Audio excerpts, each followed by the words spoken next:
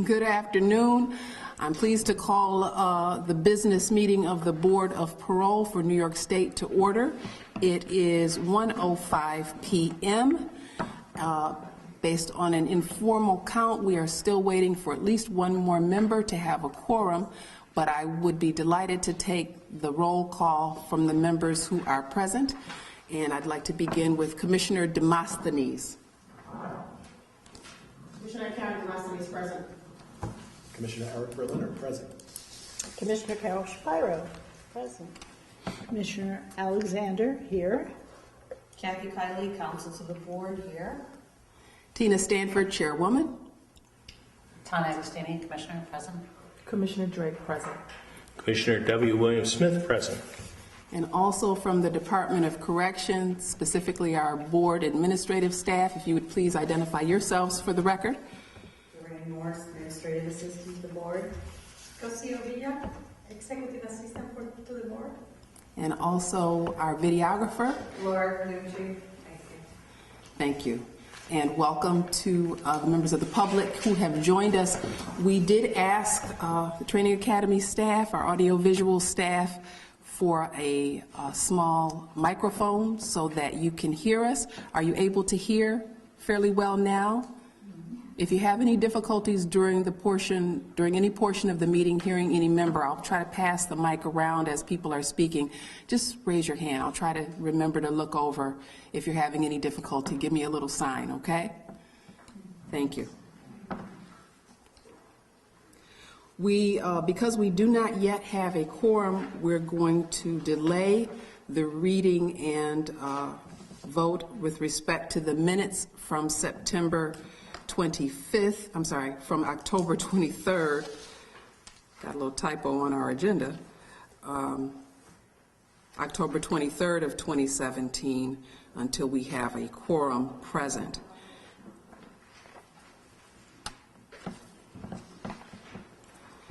For the record, we are just being joined again by another member of the public, and we are about to go into old business. And as an item of old business, I would invite to give a report Commissioner William Smith with respect to the work of an ad hoc committee that we've set up to consider questions of efficiency with scheduling and the like. Commissioner Smith. Okay, very good. In large measure, Commissioner Krangle, who's not able to be here today, has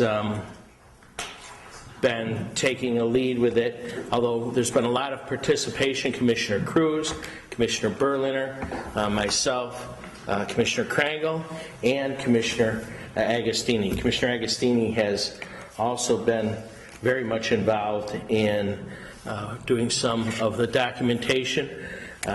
We have, as you know, moved beginning December the boards consisting of Albion, Orleans, splitting Lakeview and the Gowanda board as well to try to better allow for just the numbers to be equal for those 2 weeks. We've looked at all of the differing panels. We made note of there were some facilities that had moved beyond the 6:30 target that we've looked at. Basically what we did is looked at facilities that had finished after 7 o'clock, and there were a number of those. So one of the suggestions we had was to try to make sure that the facilities can be given adequate time. We've developed a grid of facilities that we may begin on Monday afternoons if the numbers are such that it would make that easier to go ahead and balance out the schedules. So we're in the process of doing that. I think we've met twice and had a lot of initially just a lot of differing ideas, even some somewhat seemingly very out there ideas. No ideas have been squashed. So we have been moving forward. I don't know if any of the other work group want to make comments beyond that. We've also looked, I think, that in particular, Coxsackie, we may try to move the Coxsackie board as we did juggling the Albion Orleans board. So that's probably one of the first things we're going to look at. Anyone else want to add in? I think that sums up what we've been. Okay, thank you.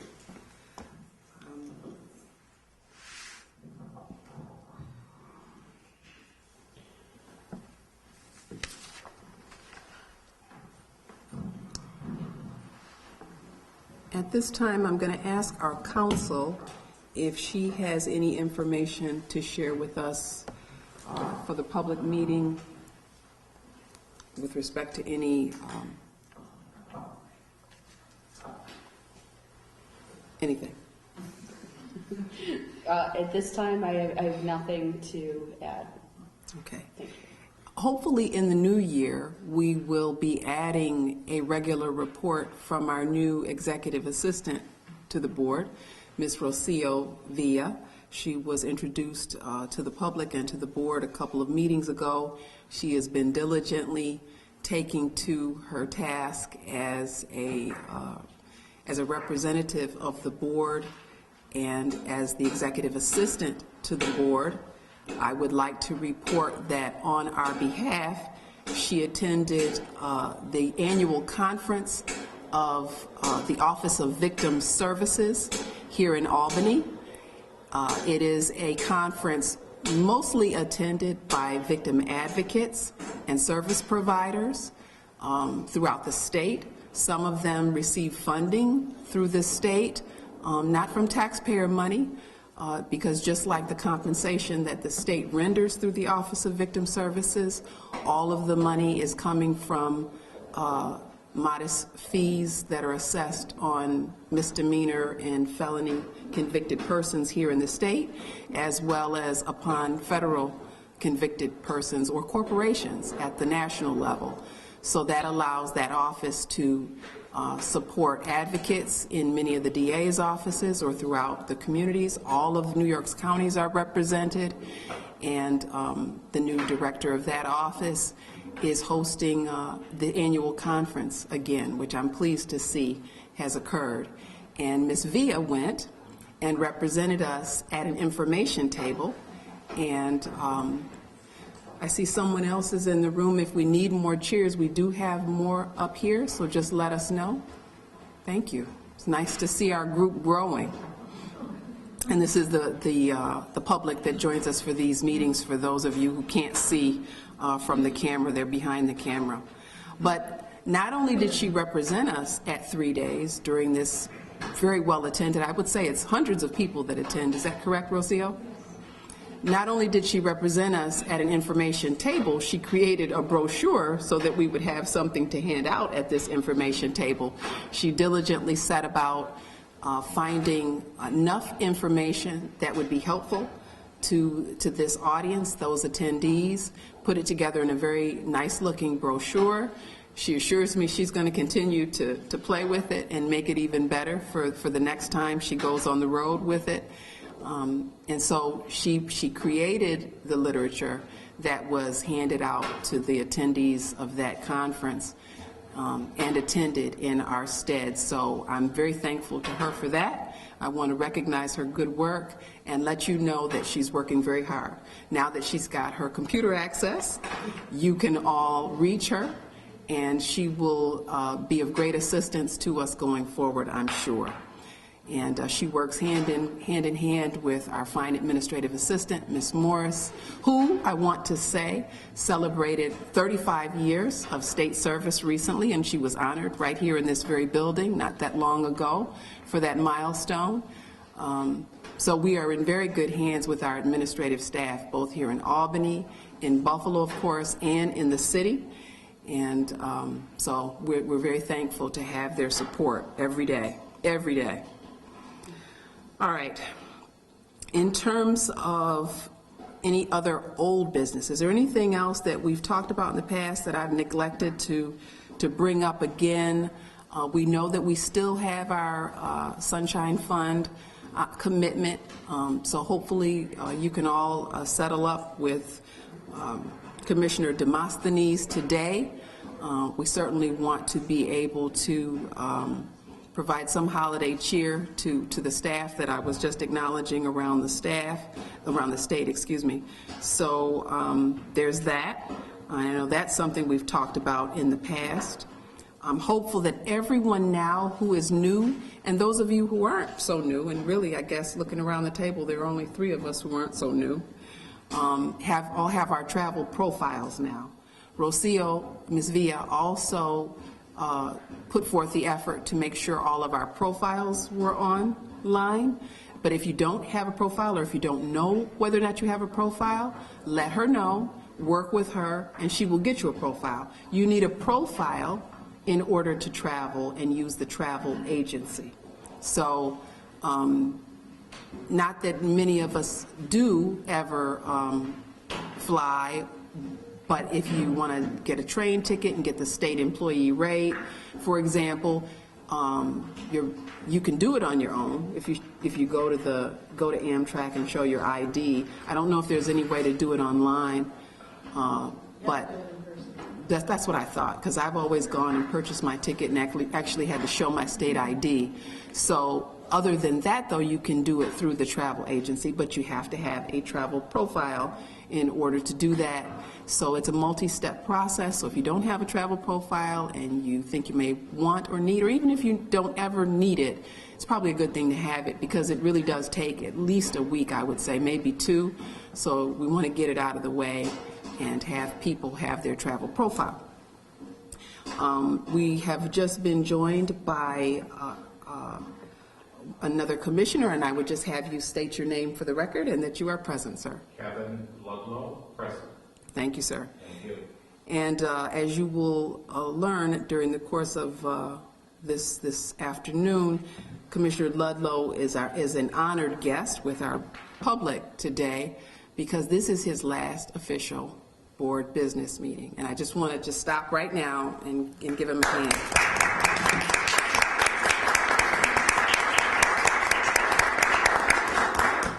I know you're just walking in, you may want to catch your breath, but I really want both the public and the record to reflect who you are, what you have been, the work that you have done within this body and for the state these many years. So if you want to, you can say that now, or I can give you a few moments.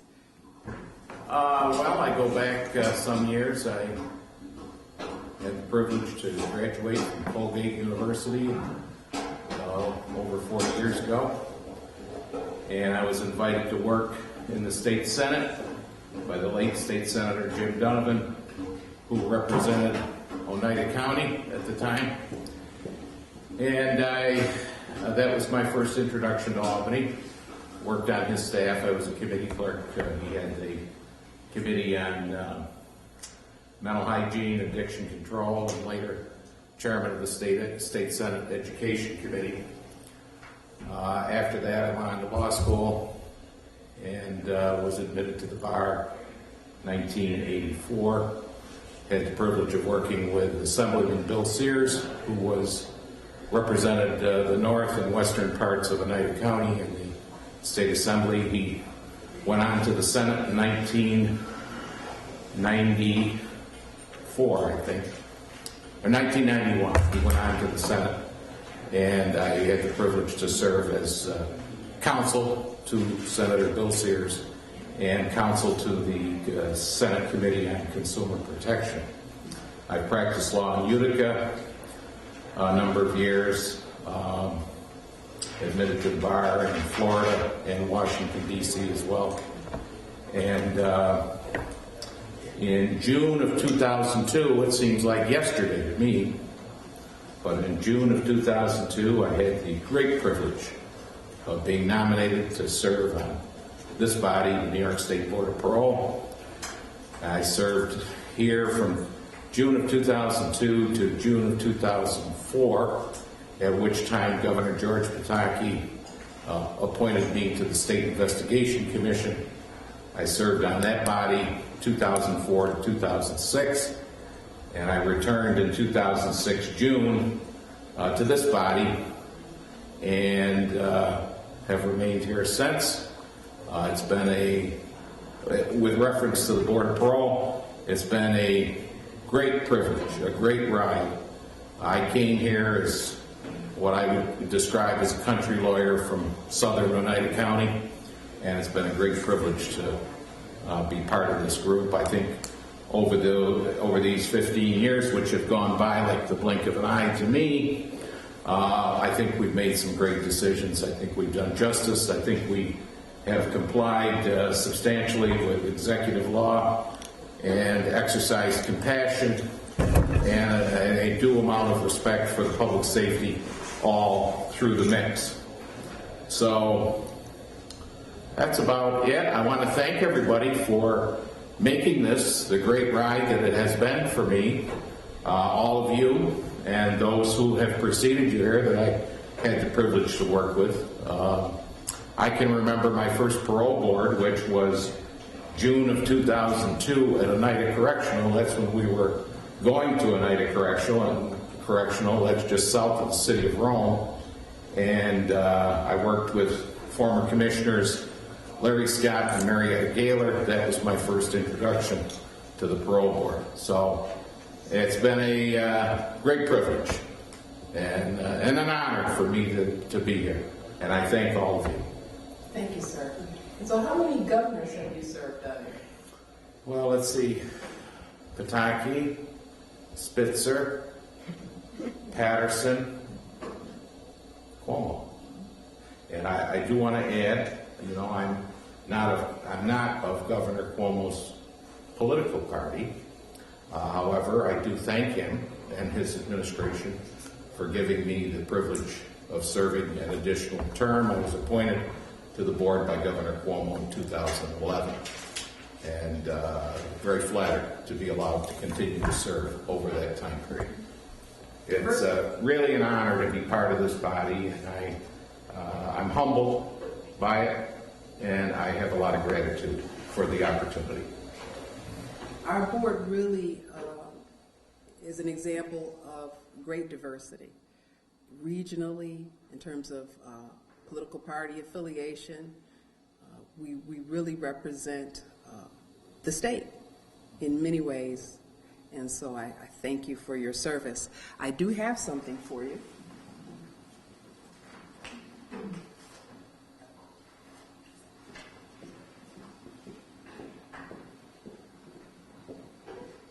It is presented to G. Kevin Ludlow, Esquire, Board of Parole Commissioner. I couldn't remember the 2 years that you served before you were reappointed in 2006. Now I know it's 2002 to 2004. Right. And you once told me that you believe, and you probably are right about this, you may have the singular distinction of being the only person in the history of the parole board who's been appointed twice with a gap in between. I'm told that's true. Joe D'Ambrosio, a longtime reporter, that's Anthony's father, came up to me in Auburn and said, "You've made parole history." I said, "How is that?" He said, "I've been working for the Board of Parole for 37 years, and you're the only commissioner who left and came back." So that's that says a lot. That says a lot. You have to have a lot of integrity and have a history of making sound and legal and just decisions, I think, to get that kind of distinction. So I want to shake your hand on that. Thank you, and for the decisions that we've made together. Yeah, thank you. Well, so the years we have reflected on this is 2006 to 2017. The chairwoman and the Board of Parole recognize and appreciate your outstanding public service and dedication to your duties as a commissioner. November 2017, and it's got the state logo, the new logo, New York State Corrections and Community Supervision at the top. It's beautiful. Thank you. Appreciate it.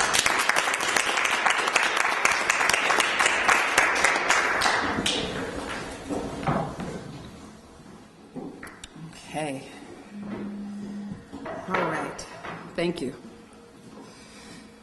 So, as I'll kick off, and if someone would get Commissioner Ludlow a copy of our minutes, please, and a copy of the agenda, then he can take a moment to review it, and we'll vote on that. We'll go back to that perhaps at the end of our new business, okay? If everyone's okay with that.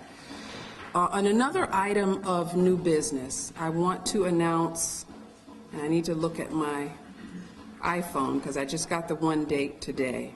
We're going to have 2 trainings in the new year. The first training will be January 18th from 10:30 to 12:30. I trust that's a Thursday because I only provided Thursdays as potential dates. This training will be a program orientation for parole board commissioners. It's going to be presented by people within DOCS who work within the program services department.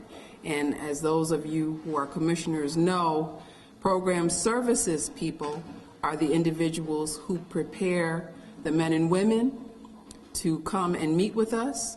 They maintain the files. They create the parole board report.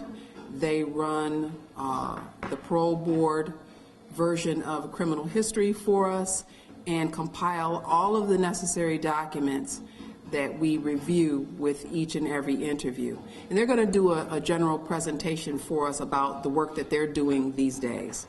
And that's going to be January 18th. Also, in February, let me get to February, so I think I already have it noted.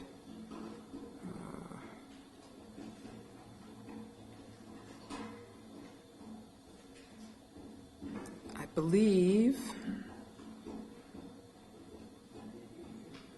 February 2nd, we are going to have a training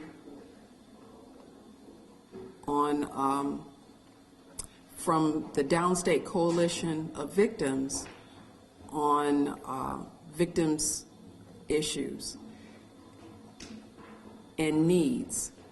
Now, members of the Downstate Coalition came and presented to us some months ago, and some of you were present for that. Probably none of the new people were. But what we're learning through the research and through the work of many advocates is that it takes a lot more than incarceration or a sentence of any length to give every victim a sense of justice and safety and security. And I think the presenters who will be speaking with us in February want to tell us a little bit more about that. So they will be coming in February, and that's the next scheduled training. There will, of course, be others, but again, probably no more before those 2 take place. But then we're going to have, hopefully, training just about every month till we run through all of the areas that you have all expressed an interest in needing training in. And of course, we do informal things on an ad hoc basis when we can. And for our new members, they've gone through a great round of training. And at some point, I have to make arrangements with the Training Academy so that you can get your general state employee training satisfied, as well as other things that the department offers to all of its employees. But we just can't do it like everybody else, because everybody else can come here and spend a whole week here. We can't do that because we need to be working in the field. So, but we will get our training. I thank you all for doing your online training. If there are those of you who still cannot access the online training through the state learning management system, please let myself and or Ms. Villa know, and we'll try to do what we can so that you can get that training accomplished. And I know we're still having some glitches here or there with our technology, so please just keep us appraised on your status. If we can do anything behind the scenes to expedite getting you up to date and online, we will certainly do that. I still also, as an item of new business, want to invite you all to join me in renewing our membership to the Association for Parole Authorities International. If we go in as a group, we get a better rate, as well as Minorities in Criminal Justice. Minorities in Criminal Justice was started as a training body within the Department of Corrections before the merger. They have continued their good work. They offer regional trainings and statewide trainings several times a year. You can go in your own backyard. You can get credit for those trainings through the academy when you sign your RTF form, much as we do when we have our own trainings and meetings. So that's another possible membership. That one, I don't know that there's any benefit in joining as a group. The rate is $35 for the year, and I've just recently joined myself. I have the forms, so I'll share all of that with you by email, and if you're interested, of course, please do follow up. Is there anything else you want to say, Commissioner Demosthenes, in terms of our plans for the end of the year and Sunshine Fund? I would like each and every member who has yet to submit their payment to do so today, before us to be up and running. We have Sunshine Fund. It's $10, as I stated earlier, per month. And so far, October, this is our date, I believe, so October, November, Okay. All right. Thank you. All right. Can't think of any other new business to share with you. Does anyone else have any other items to discuss as part of new business that may need some discussion? The one thing I wanted to know, February 2nd is a Friday, so I don't. You know what? And you know, I'm looking at it. It's not the second. It's the first. Okay. It is definitely the first. Okay. It's And 2-1. the only other thing is I know the year-end mileage commuter forms need to be done, I think. Hopefully everybody has those. Thank you Because for that could be- mentioning that. They do need to have our completed forms by the 1st. Is that right? And so if you have any questions on how to do it, what to do, please give me and or Rosia a call. Lorraine's been very helpful. Ms. Morris has been very helpful reaching out to people to help the department support operations team get what they need to get from us so that they can start to process our tax information accordingly and appropriately. So please be mindful of that. Any questions, please let me know right away, because the 1st is right up on us. Okay. Yes, ma'am. I don't know if this is the place or time, but the issues around mental health and sex offenders and looking at what other states are doing. Why don't you mention your interest Okay. and the people you know? Why don't you do that now? Okay, I didn't know if And this was the just time. put it out there for people. I mean, I know I'm the newest member on the board, but, and through my past life, I feel like the issue is affecting people suffering with mental illnesses as well as those labeled sex offenders, which is a huge wide swath of different kinds of offenses, presents quite a difficulty for me and maybe other members of the parole board because there seems to be issues about who can access institutional life if they're seriously mentally ill, and secondly, for the sex offender population, safe places that they are able to live if they are released. And it's an issue not just for New York, it's an issue around the country. I know in Florida there's a whole group of sex offenders who live under a bridge. It's the only place they can live. But I thought it'd be interesting to know what other states are doing. We are not unique in these laws. But I do believe there are innovations potentially elsewhere, and so I have colleagues that have offered to help us with some research. I, of course, can do my own research, but I just thought it'd be, because we are ending up holding people longer than they might necessarily be held because of some of these policies, and it's very disturbing to me. Obviously, we shuttered a lot of our mental health facilities many years ago, and we're paying that price now. But I really don't think it's ethical to keep people in prison who serve their sentence, who don't even know they're in prison anymore, if there aren't better ways of dealing with them. A lot of them are aged. We've come a long way. Osborne is now developing appropriate places for the elderly, but they cannot take mentally ill people. So I don't know how other people feel. It's something I was happy to pursue with. It doesn't have to be a formal thing. It could just be, it might lead to some policy or programmatic recommendations, but it doesn't have to. It just might help us live with, I'll speak for myself, I'd like to be able to live with myself. I'm particularly concerned with the youth who have these labels, who may have done something really silly, stupid, and now we have cyber sex and all kinds of things. They're not all of the same level of heinousness as we think of when we think of sexual crime. You know, you might think of rape, but you know, there's so many circumstances and mitigating factors. So that's something it's been on my mind, and I didn't know if it's on anybody else's mind. So in terms of the colleagues that you think that might be able to assist with that, can you tell us a little something about Sure. them or what you think they will do? There's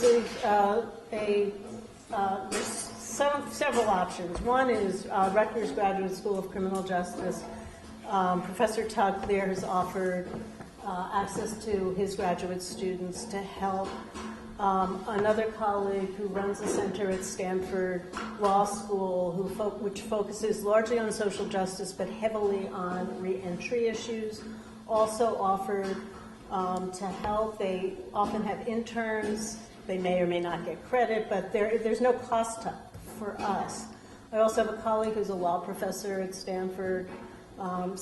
There's many options, and I'm sure many of you have connections in universities. It could be New York. It could be anything. I was looking for free people who I've worked with in the past. You know, is usually who we go to first.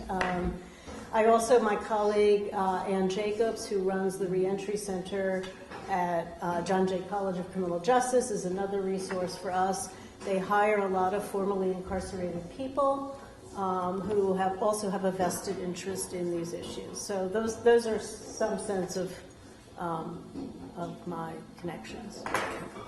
Now, my experience has been when people are interested in a research project with us and or New York, they want to also study New York. Now, the way you've presented it is that this would be more of an analysis of what other states are doing, not necessarily a comparative analysis, but an analysis of what other states are doing. Am I correct, or am I? I think it would include New York, but it's not exclusive to New York and analyzing New York. I think it's really analyzing the laws that have affected both of these populations, significant populations, and really finding out options and opportunities for us, as opposed to being a critical analysis of New York parole. That's, I don't think, useful particularly, frankly. I mean, I think it's exciting to know, like, I really would love to know how Florida's really suffering right now, and California is another place that has dealt with this issue. We need states that have large enough populations to be useful for us. You know, I don't think Montana and, you know, rural areas are it. I think it's the cities and where there are heavily, particularly for the sex offender populations, where there are schools every block, and, you know, so that's the intent. It's the other reason why it's pressing, at least if you've been in academia, spring semester is what they're thinking, or what they might be thinking. So that's why I thought this was an opportunity for us. Okay. Can't guarantee anything, you know, there may not be any students interested in this, but before I even started at the parole board, I had conversations with people who might be able to offer some research capacities. Does anyone have any thoughts or have any questions? We're not going to make a decision today, and I'll explain a little further why not, but does anyone have any comments at all or questions? Well, with respect to research, all research requests that involve New York data have a protocol and a process, obviously, that they have to go through. There are 2 PhDs that head the DOCS research team, and they are the first individuals through whom the information flows in terms of the scope of the research that's being proposed, and then they escalate the question or the inquiry to their superiors, which in our case include Acting Commissioner Annucci and myself, for our input and concern.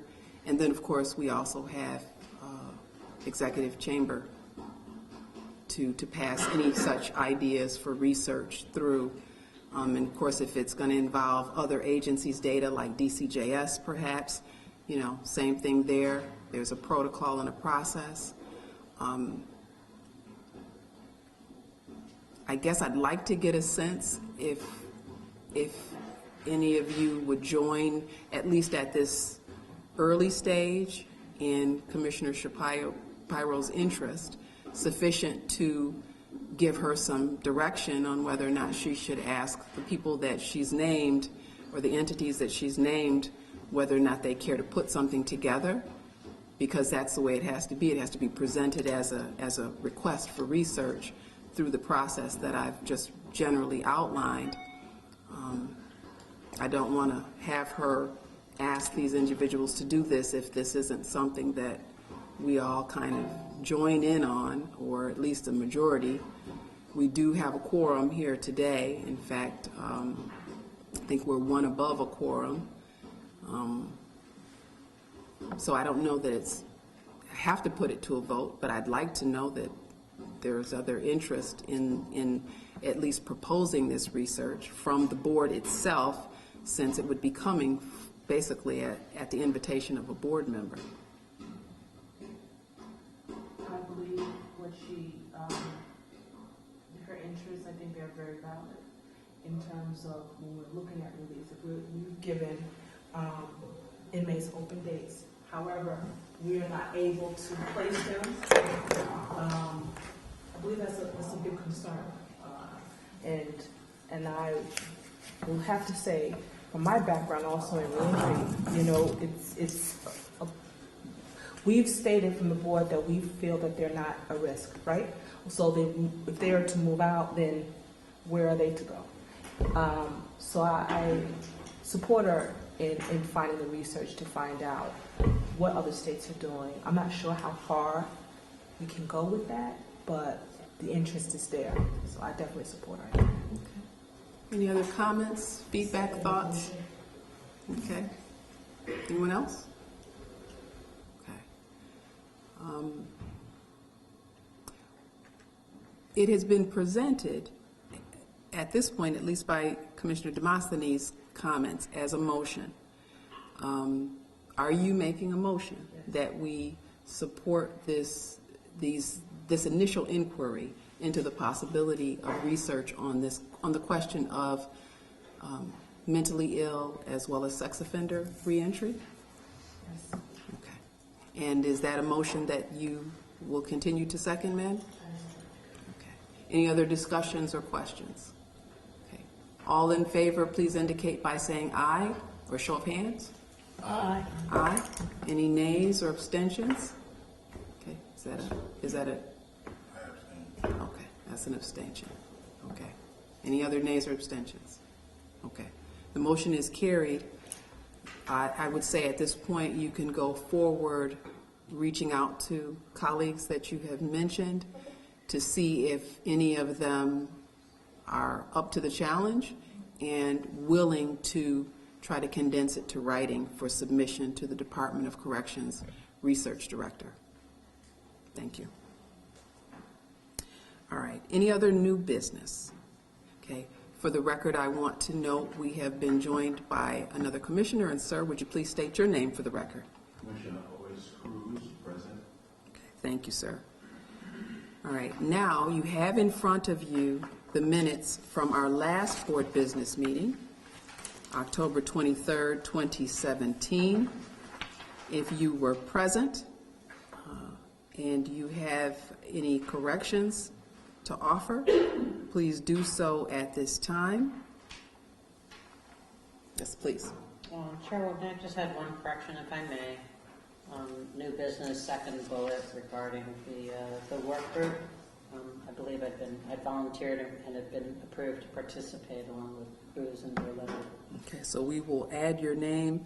We'll say Commissioner Agostini, Cruz, and Berliner expressed interest in assisting as well. Okay. Thank you, Chairman. Did anyone else find anything else of concern or that needs to be corrected? And if not, is there a motion to accept the minutes as presented with the correction that's been made on the record? So moved. Okay. Moved by Commissioner Shapiro. Is there a second? Second. Second by Commissioner Berliner. Any other discussion or questions? All in favor, please indicate by saying aye or show of hands. Aye. Aye. Any nays? Any abstentions due to absence? Commissioner Ludlow, Commissioner Alexander abstain. Thank you so much. And those minutes are accepted. We did already discuss the fact that this is the last board business meeting for Commissioner Ludlow. He will be retiring at the end of this year, and we've presented him with a plaque commemorating this moment. I do not have any other announcements of a general nature that I think belong in our business meeting minutes, nor invitations. Does anyone else have any? Okay. Hearing none, then at this point, I would entertain a motion to enter into executive session to discuss the employment of several individuals within our Bureau of Adjudication, as well as matters of litigation, and also some informal training after that. So, is there a motion to enter into executive session and to adjourn the meeting at the close of executive session? We have a motion on the floor by Commissioner Agostini and second by Commissioner William Smith. And so then we are adjourned. Thank you.